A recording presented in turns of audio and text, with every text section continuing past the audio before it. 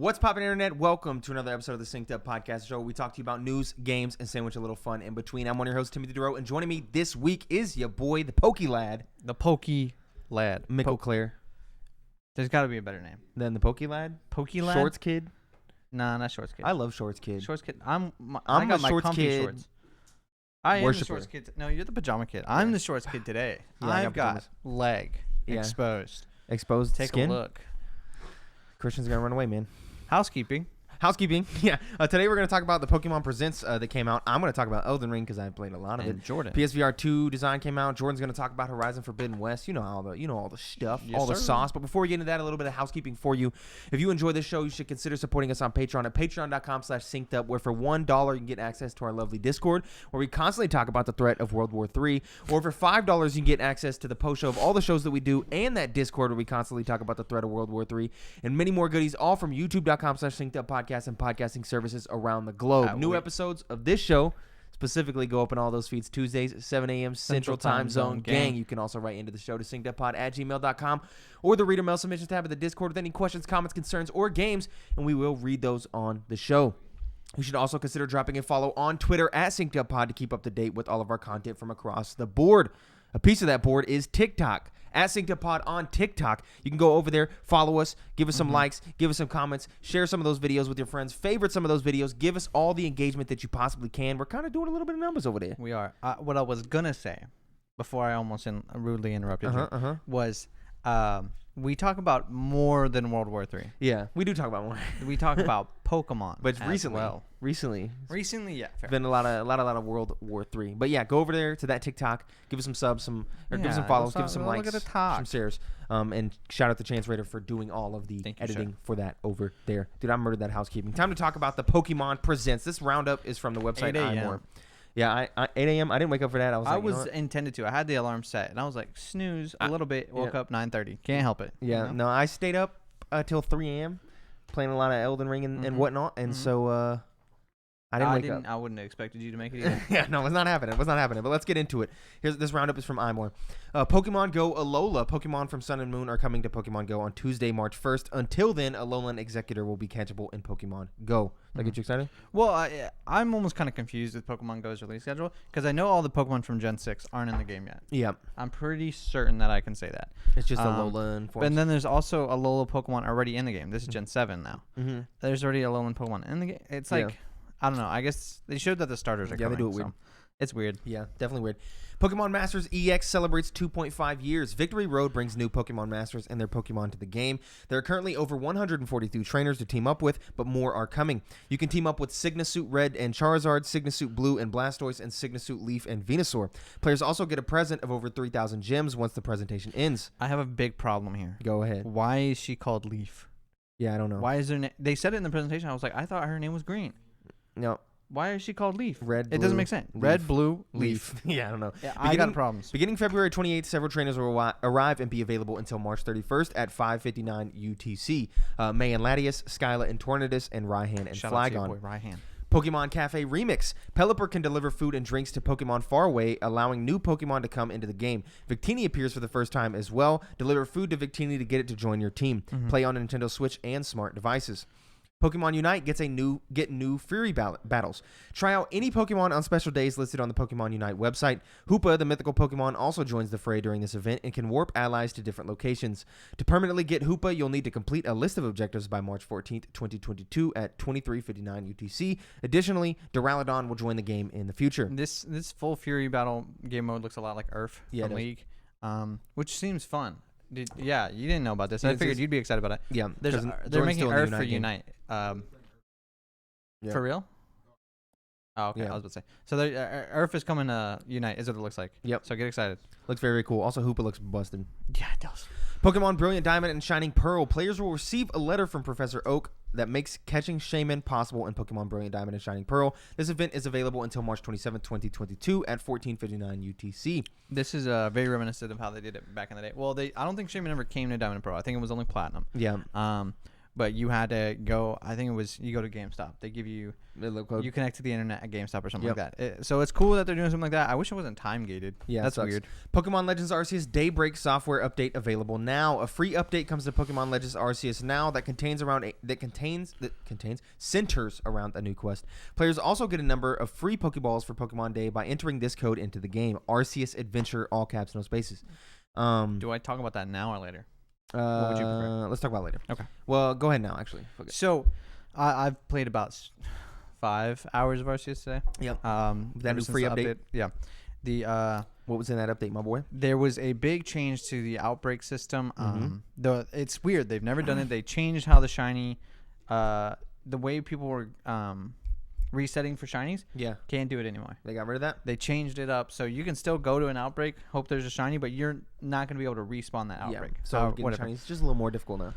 But not even. Yeah, so I've been trying the new method, and I posted a picture in the Discord right before we started. In like 15 minutes, I had gotten 4 shinies. Yep, that's a lot. Using the new outbreak method. And I got like a bunch of alphas that I hadn't gotten yet. They make it a lot easier to hunt alphas. Yep. So I caught like 4 alpha Hisuian electrodes, which aren't even catchable in the wild. Yeah, that's pretty tight. It makes it a lot easier to grind stuff. You can get the starters now much easier. So it's a cool update. There's some cool battling stuff. There's a thing to like there's a solo battle thing where you take like just Magikarp into a battle. Yeah. And then you have to prove that your Magikarp's worth, and you can do that with every Pokemon, and you get like a little stamp or something. So that's cool. And there's some new quests. Just adds more for you to do. Yeah, I'm glad that we got that today. That was really cool. I'm curious. You can battle in the home base as well. Yeah. That little dojo now too. Yeah. What I'm curious about is, does this mean no more DLC? I don't think so. I don't think so either. I think the success was just popping, and they were like, pump something out. It's just so weird because is Game Freak still? What's Game Freak doing? Are they gonna keep working on Arceus while they're also working on Gen 9? Fuck if I know, dog. I'm so confused. No way. I don't know who's making what game. Yeah, who knows? Because if I'm getting DLC for Arceus, does that mean that less effort's going into Gen 9? Is Gen 9 already finished? I don't know. Who knows? Speaking Gen of, 9 was announced at this event as well. Pokemon Scarlet and Violet were announced for Nintendo Switch and will be released in 2022. We got to see a look at the game's visuals, which look a lot like Pokemon Legends Arceus, along with 3 starters for this Pokemon RPG. The starters are named Sprigatito, Fuecoco, and Quaxley. Jordan, can you pull up the starters? Yeah, go ahead. Let's go ahead and announce our allegiance now. Our picks. I thought this looked cool. Of course, turning it back to the Sun and Moon or Sword and Shield graphics, graphically it looks a little bit less. You were saying apparently it's all open world now. It's set in Spain. Open world. A lot of stuff going on in Spain. That's why Spanish the name you get the Spanish style names. We're not sure yet. So it looks really cool. A return to the color names. We haven't had color names since Black and White. Pokemon still in the wild like they are in Arceus. Yeah, overworld spawns. We didn't get to see a lot, so we don't know the catching system, the battling system. We don't know if it's going back to the classic, all you get is environmental shots and the starters. And showing that the Pokemon are in the wild confirmed. Yeah. And that's pretty much it. I really thought this was going to be Detective Pikachu when they started the trailer. So did I. I was like, what is this? Okay, Detective Pikachu 2. Yeah, because they started it with like IRL. All right, here's the team. Sprigatito, Fuecoco, and Quaxley. Yep. Now, I am establishing my allegiance to the boy Quaxley right now. Yeah. He is adorable. Little duck boy. I hope he doesn't just evolve into duck. I hope he becomes cool duck. Yeah. But he's pretty suave. Yeah, and I'm Sprigatito all day. Sprigatito? Okay. Jordan? I'm never a grassy boy. Well, I guess Trico. Trico, I held it down. But for the most part, always a fire boy, except for Oshawott. Sprigatito, hold it down. I'm usually water or grass, but... Where's your allegiance, sir? I am also normally water or grass. Yeah. But I don't like cats. Yeah. Yeah. So and I do like Crocs, so it has to be the boy. Fuecoco. Yeah. I got to point out here. I thought Fuecoco was supposed to be like an apple dude. Nope. He's a pepper, which makes a lot more sense. Yeah. Once I realized that, I was like, oh, I'm stupid. We're talking set in Spain, and he's a fire Pokemon. Him being a pepper makes a hell of a lot more sense. Pepper crocodile. I like this trio here. Yeah. It's a good trio. They all look good. Lucas said that this is the first time in a while that there's been like a full set of trio that like, I think I could choose any of these and be good. Yeah. I also like the names of the Pokemon games. Scarlet and Violet. Big fan. Yeah, it's kind of like what Scarlet is like a reddish color, Violet's like a bluish color, so that's kind of like an homage to the originals. Yep. I want to see gameplay so bad. Yeah, I need. I see just some need to gameplay know first. if this game is Arceus or Yeah. Sword and Shield. Because I need to know how many of these quality of life things that made Arceus such an amazing, fun game for me, how many of those carry over? Because normal Pokemon, I'm falling asleep. Because I can't be having it. I'm so worried that like, are these games so far in advance and in development that Yeah. like, they didn't know we would like some of these quality of life, like say like the evolving in the menu. Yeah. Do they even have time to change that if they Fucking fine, they didn't know? Maybe they do. They pump shit out. So maybe they're just ultra Because speed. it's like, how do you pump this out this fast? You just got There goes the intro. you got Arceus. How did they make an open world game this fast? Yeah, I I don't don't know what's going on. We'll have to see. Well, of course, we'll freaking see out, some man. more probably later in the year, probably in the summer. And I imagine it comes out in November. Usually that's right around the time. We know that Mhm. it's coming out this year. So I like the names. I like the starters. And I like the set in Spain and having all the Pokemon in the world Yeah. and stuff still, too. Oh, you also kind of get to see really what the trainers look like and Yeah. stuff. Very, very like Mediterranean vibes. Yeah. I like it. We'll see how it goes. Anyway, now we have the PSVR2 design got showed off. Jordan, if you could bring that up, I have the tab open there. The PSVR2 design was showed off on the PlayStation blog this week. We finally got to see what exactly it looks like and the things going on there. Here it is, right here, PSVR2 design. You can scroll up on the page too for some Okay. alternate angles, or maybe down. Oh, Oh. that's good actually. You could leave it like that. Yeah, you can leave it like that. That's fine. But yeah, as you can see here, they're trying to make it more form fitting to the PS5, look more like the PS5, like the sleek white roundedness. You got some new features that have been showed off during this design thing. The headset motor, so haptic feedback in the headset. If bullets are flying by you, in that you'll feel it in the headset. It'll be like, which is really, really fucking cool. It's cool. Vents for fog. You can't see it. You might not be able to see it here, but the people can see it in the video because of the lights. There's vents above that little lens placement there that vents out the hot air, so you don't have to worry about fog, which is really, really good just for the lens fog, and also really, really good for us glasses boys. Does that mean less sweat as well? I would assume as much because that tends to be where you sweat the most Yeah. is right there. So that should help with that a lot.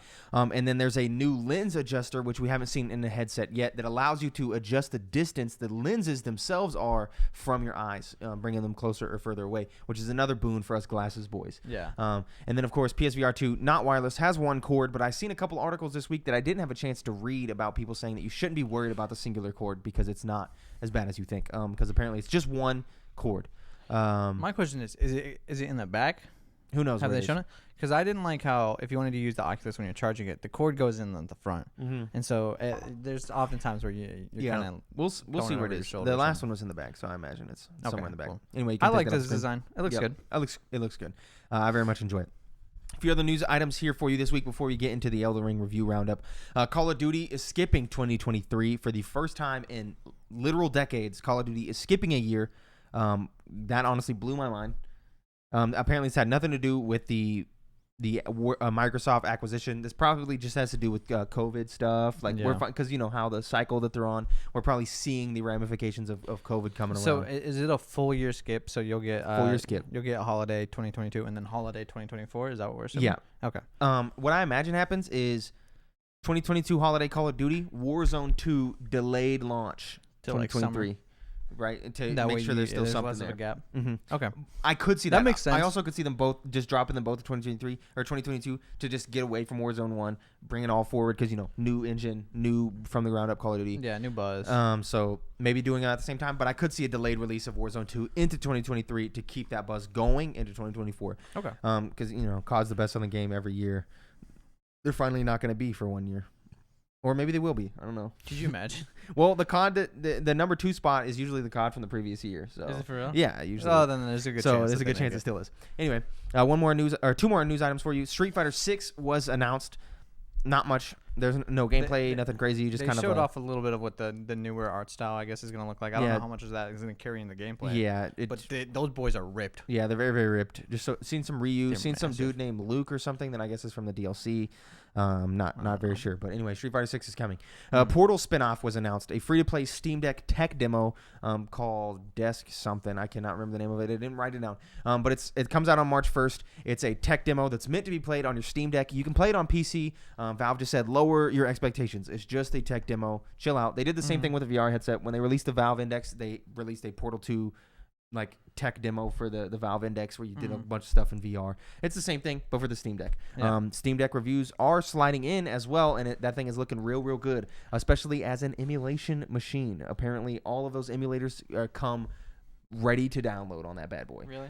So Jeff Grubb was on Twitter. He downloaded the Dolphin emulator, the DS emulator. He downloaded all the emulators, and he was like, and it worked real well. You know, of course, only download emulators to games that you own legally. Otherwise, don't be doing that. Yeah, no Dolphin unless you got Melee. Apparently, it's real good. And he was showing some screenshots, and I was like, that looks like a device I would like to have to be able to emulate. Just getting any of the GameCube games I wanted, being able to, because I could have Wind Waker. You could have Wind Waker HD on.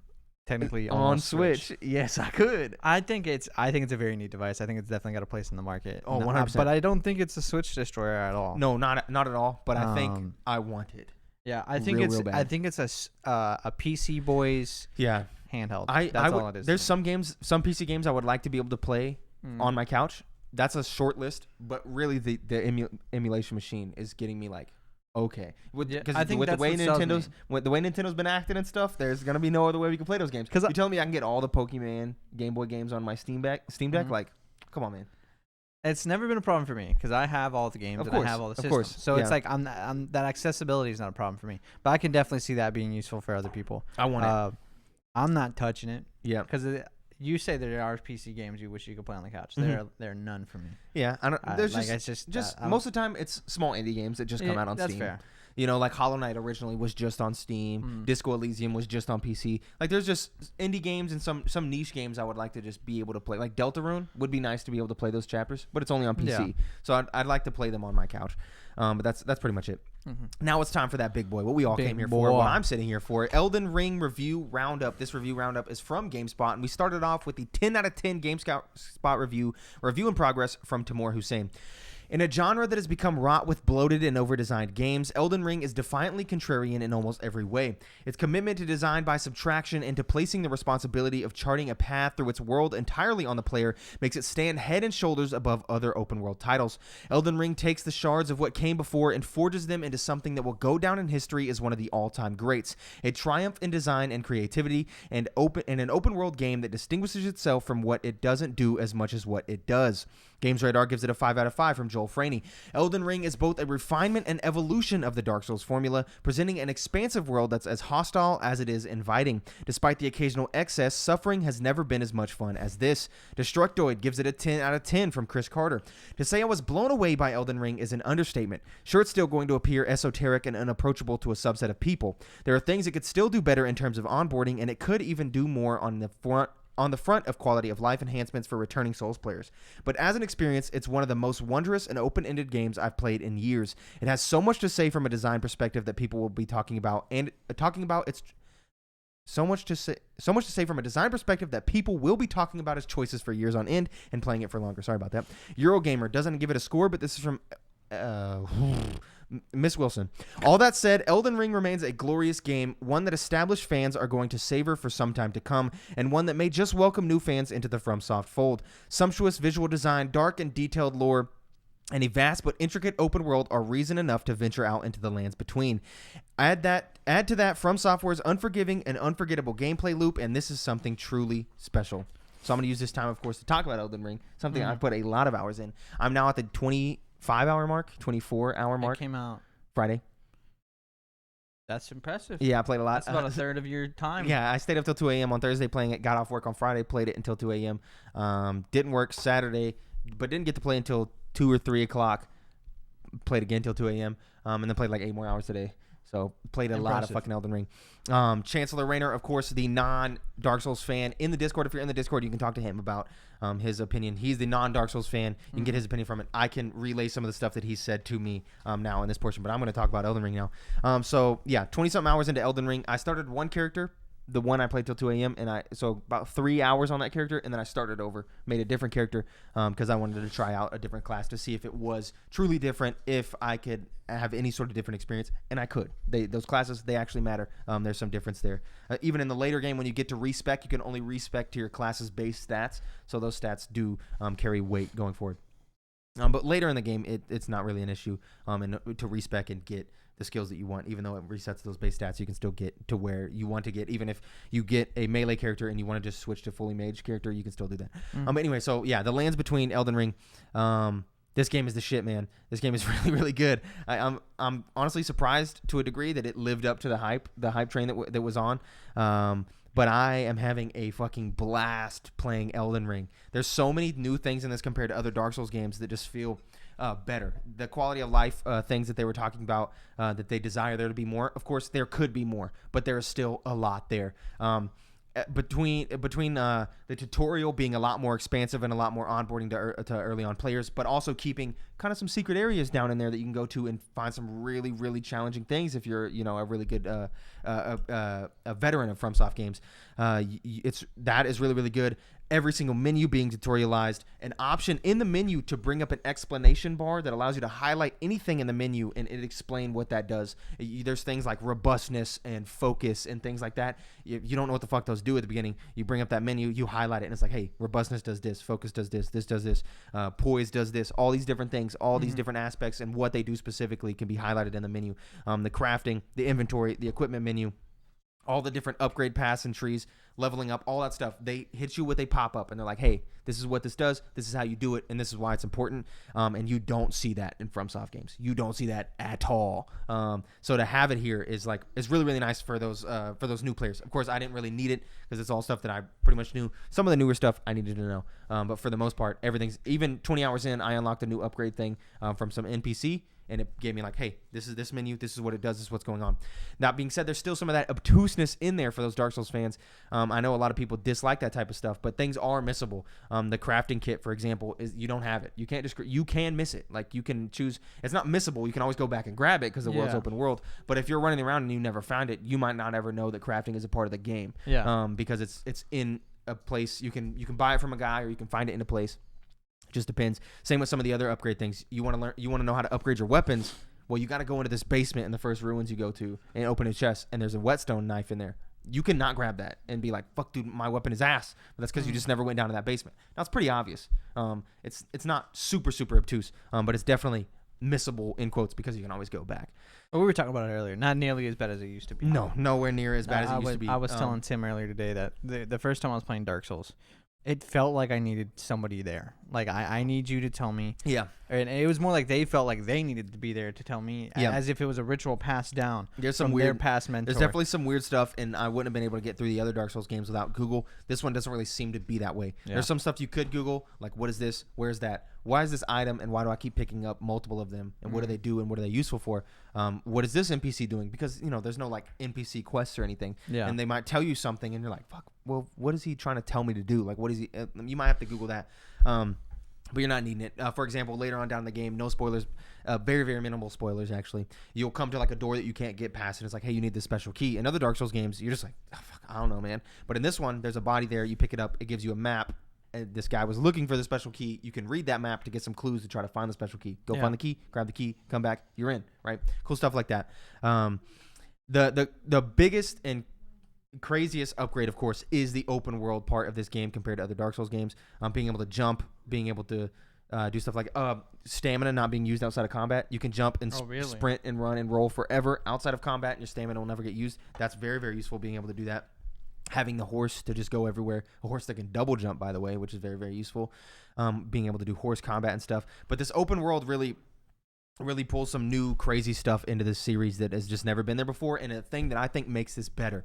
In other Dark Souls games, you're going down a path. You may not realize that you're not supposed to go down that path because the path that you should be on is some weird, obtuse secret door that you never went to, right? Yeah. In this game, that's not the case. If you get into an area where you're feeling like you're struggling, just bring up the map and run to a different area. There's plenty. You can literally go in any direction. It's the classic. Anything you see, you can run to and go to, and there's stuff there for you to do. Whether it's an area, a catacombs, a cave, a dungeon, anything like that, there's stuff for you to do there, and you can go do it. And so you're never stuck. There's been moments where me and Chance have been like, what the fuck is this thing? And it's like crazy, and you're like, oh fuck, you just come off this elevator, and you're like, I don't know what's going on. So you run up a little bit, and you start hitting some enemies, and you're like, oh shit, I'm not supposed to be here, and we dipped out, like, right?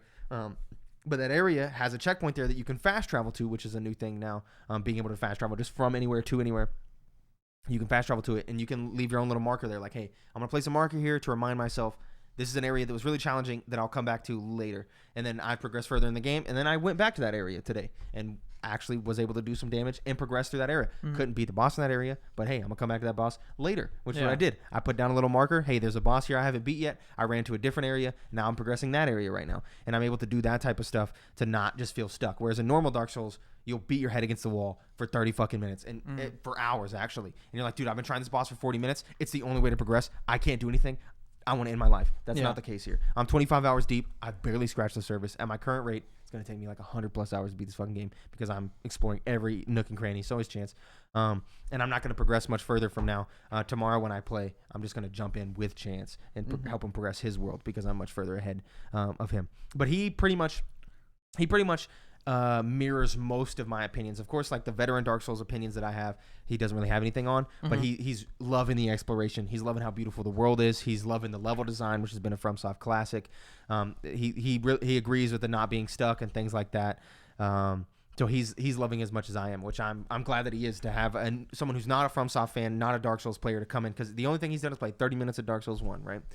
So to have him come in and to be able to play with him on the mic and then jump into each other's worlds, multiplayer, co-op, do some stuff like that has been really, really fun. I got one question. Yeah. So one of the selling points of this game, George R.R. Martin. Yeah. Does that just not matter?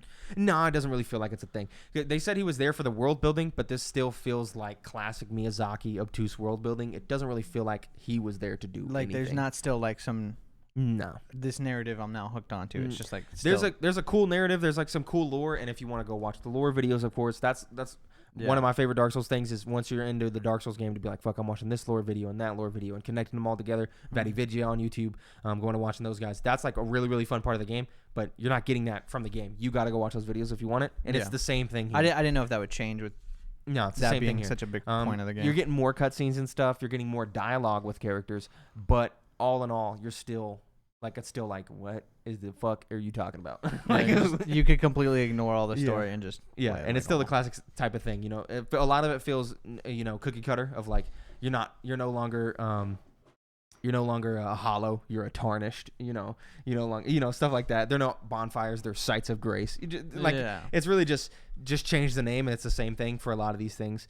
You're trying to go figure out what's going on with the Elden Ring instead of trying to figure out what was going on with the flame of whatever, you know. It's all pretty much the same thing in that regard. There's these Elden Lords instead of these Lords of Cinder.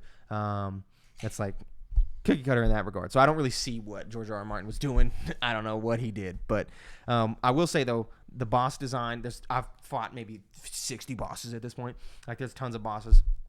The boss design is really cool. They all feel unique. There's a few repeat bosses, very, very few, but those bosses they're like evolution repeats. Like, I'll go into a cave in area 1 and fight a boss, then I'll go into a cave in area 2 and fight a boss that's that same boss but different, and then I'll go into a cave in area 3 that's that same boss from those 3 areas, but different again. But I've only seen that twice, where a boss has been the same boss as before. Other than that, it's been different bosses, unique bosses, cool design, cool music, different like move sets and different things that they're doing.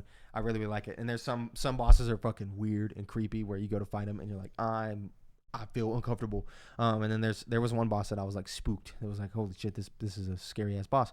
But yeah, all the enemies are even going into new areas. I'm not feeling like I'm seeing constant of the same enemy. Like, I'm feeling like, oh, I'm getting different enemies here. Like, I went into the second area and I'm seeing some of this type of enemy, some of that type of enemy. Of course, you're seeing some enemies be the same throughout the areas, but for the most part, you're getting all new like enemies, like constantly all the time, which is very, very impressive for them to fit so much content into a game and to have so many unique and different enemies constantly, where I'm not feeling like, okay, bro, I fought cookie cutter zombie guy 300 times now. Yeah. Like, I'm fighting new enemies, different enemies, and it's really, really fucking enjoyable. That I don't know how in 3 years from Sekiro to this that they've managed to fit so much content into this game. I don't want to talk for too much longer because I've been rambling, but a few other things. It really feels like you can do different wild and crazy builds in this game that are wholly unique between the magic or the pyromancy, or that you can actually be a bowman in this one, which is not the case in other Dark Souls games. If you're using a bow in other Dark Souls games, you're not gonna have a good time. But you can actually do it here, which is kind of crazy. There's caves and catacombs and like mine shafts and doors and walls that you'll find and little things like that are these like micro dungeons that me and Chance love so much because you can just clear them. So you'll show up, you'll get a site of grace, and you'll go through. There'll be a few winding paths, maybe a couple of puzzles or two, a boss at the end, some secrets along the way, but they feel like Breath of the Wild shrines. So when you go in to this cave or whatever, is there a way to know that you've 100% of that cave? There's nothing really to tell you that you've 100% of the cave, but you'll know. Like, it's not really a thing where you're like, there could be something in here. It's pretty easy to figure out if you've gotten everything or not. And of course, you kill a boss at the end, and when you get to the end, there's a thing that teleports you back to the front. And then by the time you've done that, you're like, all right, yeah, I've done this. And you might have missed a side path or something, but it's just going to be some crafting mats, or it's just going to be just some items or something down there, maybe a sword. But it's not necessarily something that you'll be worried about because they are really micro things, and they feel like Breath of the Wild shrines. They really, really do. Like, just a little thing that you run up to, you're like, oh shit, there's a cave. You run in, and you don't have to worry about like, fuck, do I need to mark? Am I supposed to be going down this? Doesn't fucking matter. Go down the cave. Do the stuff in the cave. If you can't beat the boss in the cave, throw a little boss marker on it. Go do something else, and then later on, fast travel to it once you're more powerful and beat that boss and run off. And I've done that multiple times. Multiple times. What else? I'm trying to think. There's these things that they do called Evergels, which are these like little gel cell things where there's a boss in there. Those bosses feel like more traditional Dark Souls bosses, a lot more difficult, just a lot more rolling and doing different things besides the new things that you're doing in this game. That's been really cool.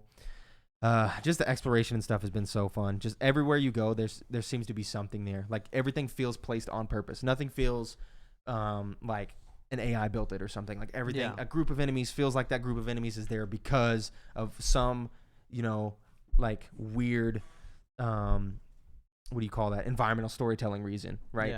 Yeah. You see a group of enemies around this thing and you're like, oh, I wonder what they're doing here. And then you read the thing and you're like, oh, these guys were here for that. Or you see some enemies hanging around. It's like some zombies, right? And then you run up and there's like a crashed carriage with like some weird fucking ooze coming out of it. And you're like, oh, they must have crashed their carriage and turned into zombies when they died. Like, there's weird stuff like that. Like, everything's a design choice. Yeah, exactly. And everything feels perfect. And there's always something for you to grab wherever you go. You run to like the end of it. Like, I wonder what's at the end of this plateau. And you run down there. There's like, oh, there's a couple items here. I'm going to pick them up. Things like that. I'm just really, really digging it. And they do a lot to point you in directions too. There's these statues everywhere that point you towards caves. There's these little candle things that you can click, and they work like the foxes in Ghost of Tsushima, where a little ghost will pop up and he'll lead you to a secret, and you'll follow him, and then you'll go down that secret and do some stuff. Just stuff like that. There's bosses in the overworld that you can run into, nighttime only bosses, nighttime only enemies, stuff like that. There's just so much cool shit, and I'm 25 hours in, and I feel like I barely started the fucking game. And so I'm really, really liking it.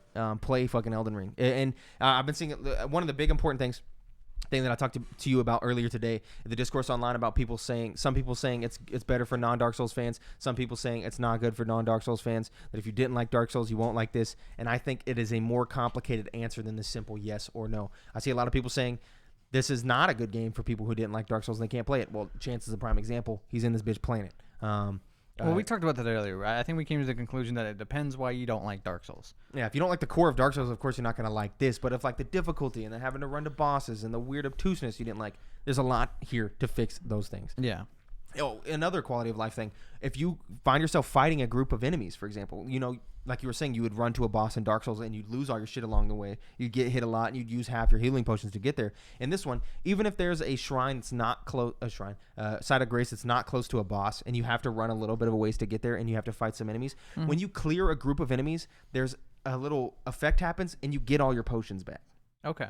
So your health will be the same and your magic will be the same, but your potions will be replenished. So if you run into like a big group of zombies out in the wild and you kill them and you have to use 2 potions when killing them, when you kill that last one, it'll be like your potions, they'll refill. And it's like, this is great. It not only is it good for the dungeons, but it's good for the overworld because I don't got to go find a place to sit to get my stuff back. I can just keep exploring, which is why this game is great. You don't have to overly micromanage all your resources. Exactly. And stuff. I'm able to just constantly explore the world and spend like 3 hours before I rest at a grace site again, which in the other Dark Souls games, it's like, fuck, dude, I've been exploring for 10 minutes. I got 5,000 souls. I got to go back now.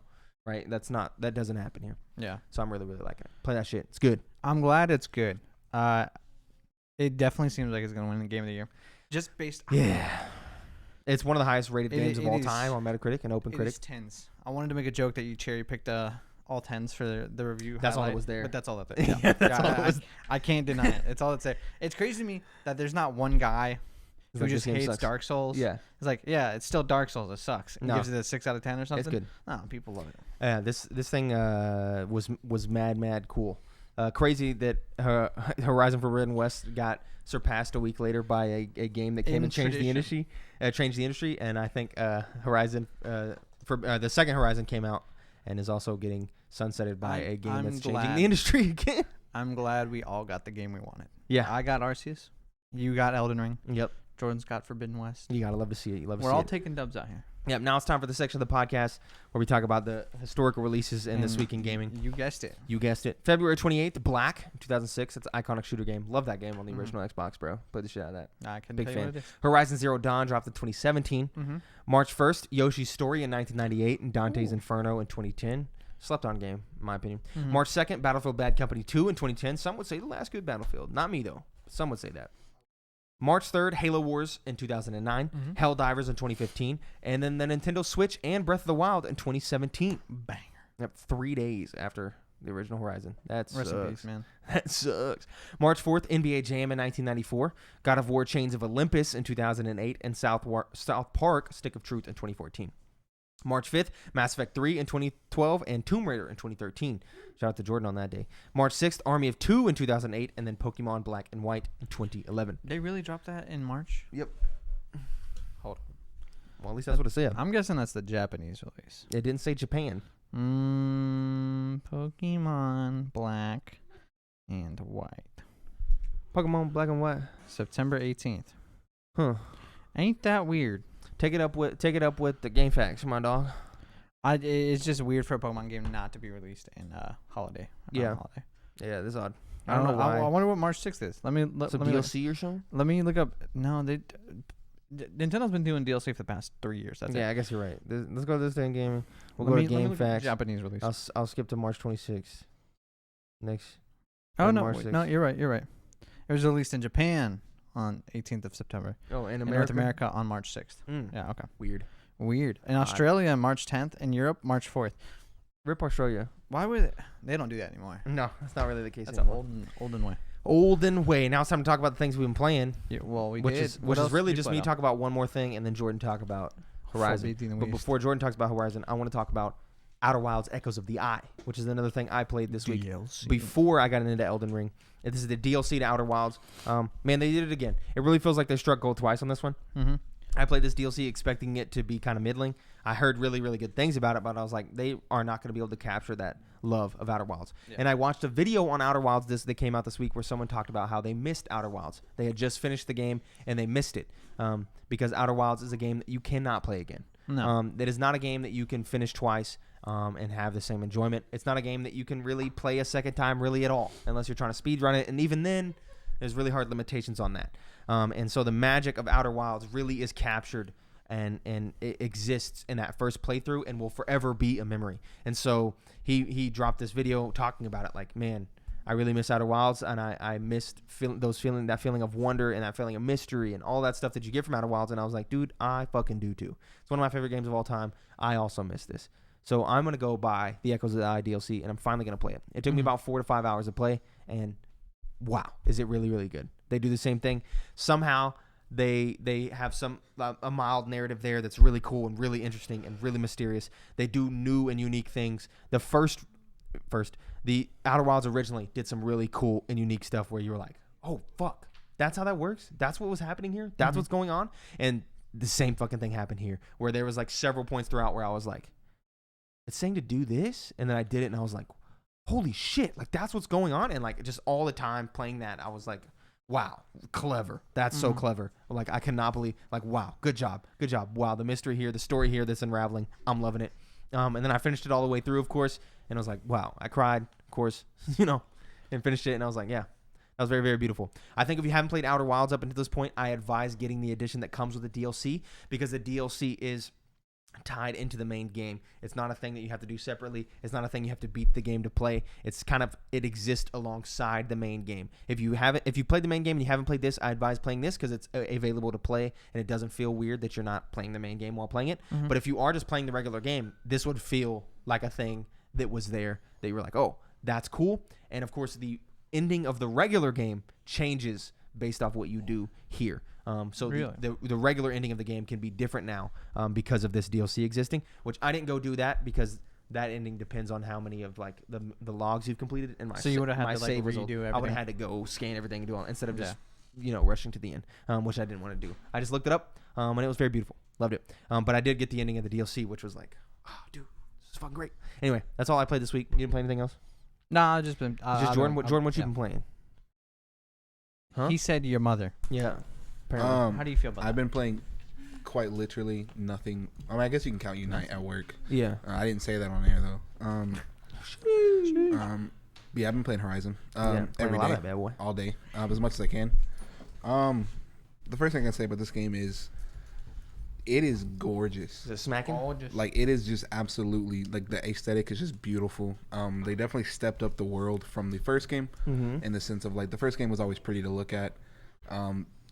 This world is just blows that out of the water. It's insane. If you loved the first game, you definitely love the second game. It feels like a straight continuation. It's only 6 months later, which a lot of people kind of speculated it would be later than that. Yeah, like years at a time. Yeah. It's really not. It's a direct continuation of the story, which I thought was really cool.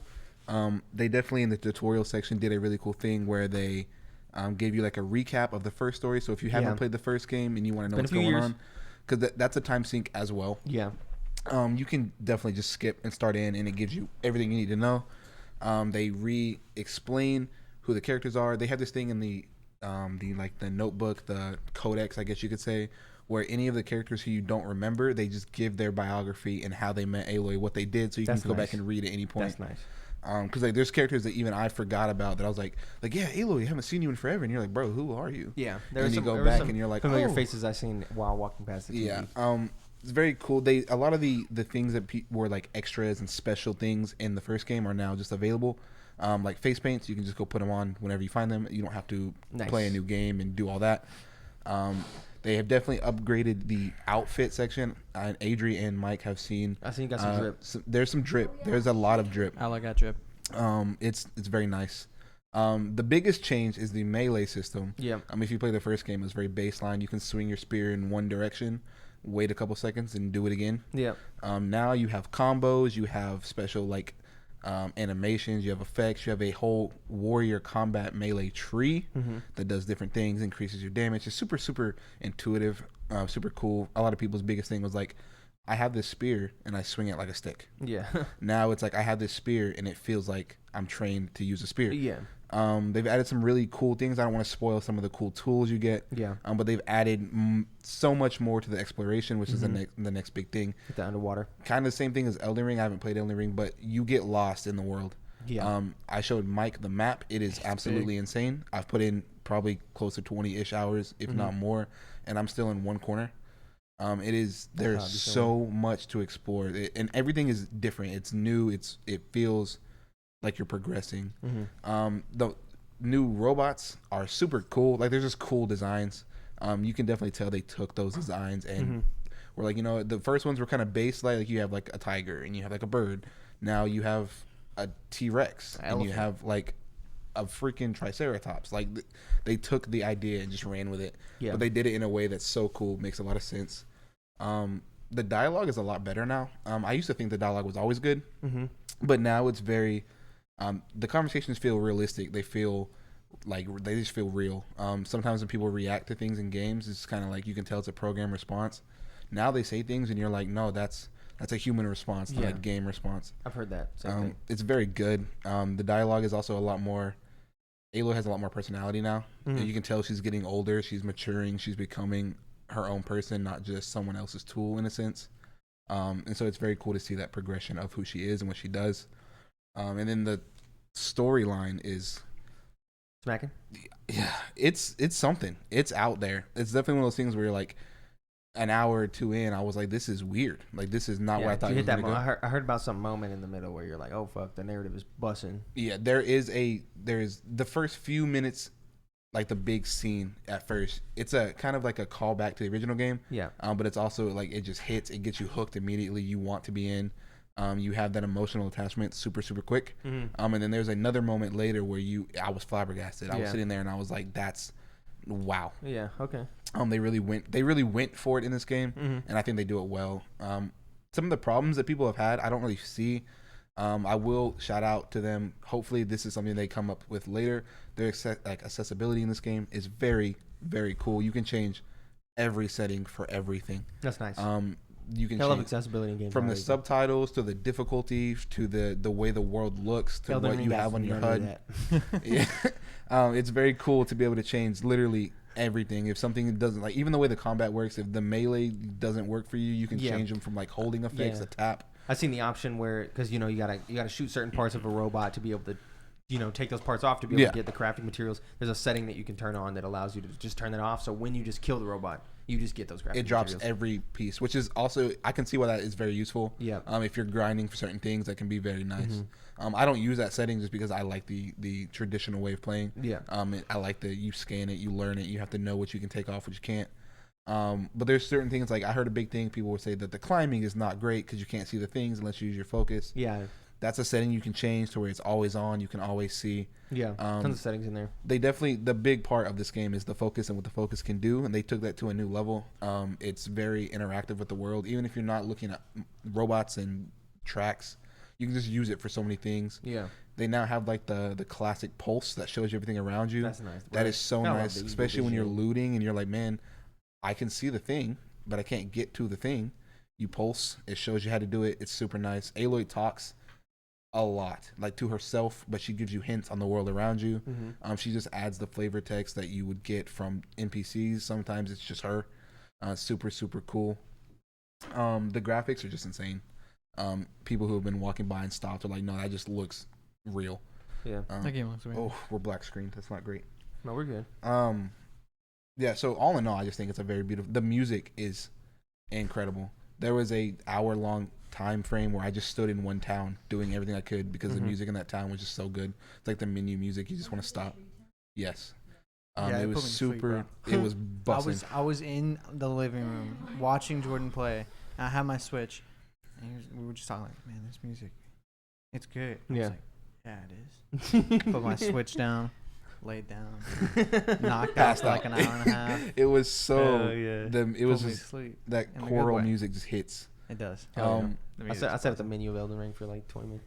They do a really good job of bringing back old characters that you love and that you remember, and you're like, oh my god, I'm so glad you're in this game, and like making them mature and grow with Aloy. But they do a good job of mixing those old characters in with new that you're like, oh, you're super cool. I'm glad we met you. So it's like, I just think it's a seamless transition from the first game, the original, into a sequel without feeling like a sequel. Yeah. It just feels like the story is just continuing. And they do it very well. If you can play this game, it's very good. Yeah. It's another game that will sink hours into. Of course. Like I said, I'm 20-ish, and I'm like, I'm not even close. Yeah. I've just now done the first main mission's main point, and there's 3 of them. Yeah. Like, it's going to take forever, but it's definitely worth the money. It's worth the time. I'm having a great time. And it can also be a game you can just enjoy to watch. It's very pretty. The design, the aesthetic is very unique. So I don't know anything else to say besides this game fucking slaps. Hell yeah. Who would have thought, man? That everyone got their game this. That everyone gets their game. And every single one of them hits. They're all delivering. What's Chance's game? Chance's game? What is Chance's game? Was it Halo? Halo. But that was last year. Yeah. But that was close though. What else would he be? You know, it's gonna be a divided household when Game Award times come around. Game Award's gonna be good as fuck this year. I'm just saying. It's gonna be a battle. Shit is gonna smack. I don't know. Last year was like smack. Last year was just a cleanup. Yeah, I think our top 3s are all gonna be completely different. Yeah, they're gonna be wild this year. I can't wait. It's gonna be very, very fun. Now it's time for Reader Mail though. Reader Mail. You can get your questions right on the show by writing into synceduppod@gmail.com or the Reader Mail submission tab of the Discord, just like Fielding did. Do you guys use the touchscreen on your Switch at all? I forget it has one 99% of the time. I think I've only ever used it in the eShop. Wow. Hell no. I completely agree with this. I've never used that fucking touchscreen feature unless I'm in the eShop. I use it to put in my credit card info. Yeah. I almost said my credit card info. Shouldn't do that. Yeah. Yeah, I just scroll through the eShop with that shit. That is literally all. I used it when I was naming boxes in Pokemon. I was doing some organizing. And I got tired of typing out alpha 12 times, so I just started typing it with my finger. But I forget it, dude. And like I never try to use it. Yeah. In an actual game, like I would never try to use it to see if it's usable. If the typing menu comes up, that's the only time I would think about using it. Yeah. It doesn't register in my mind that it's a feature. Yeah. That thing is just a screen to me. No, I agree. It's almost, I don't know. I was about to say it's almost as useless as the 3DS 3D function, but I don't know which I've used less at this point. Switch touchscreen or 3DS 3D. I don't know. Well, sir. Yeah, they're both pretty bad. That's it for this episode of Synced Up Podcast. You should support us on Patreon at patreon.com/synced up, where for $1 you can get access to our lovely Discord, or for $5 you can get access to the lovely post show that we're about to do. Hell yeah, we are. If you support us at that $5 tier, we'll see you guys in a few minutes. Everybody else, we'll see you tomorrow when we rank Deathly Hallows Part 2. The last Harry Potter. Until we get into Fantastic Beasts. And then there's more. And then Nolan. Can't wait for that. Anyway, yes, we'll see you guys in a few minutes, or tomorrow, or next week, I guess. Peace out. The week after. Bye. Bye.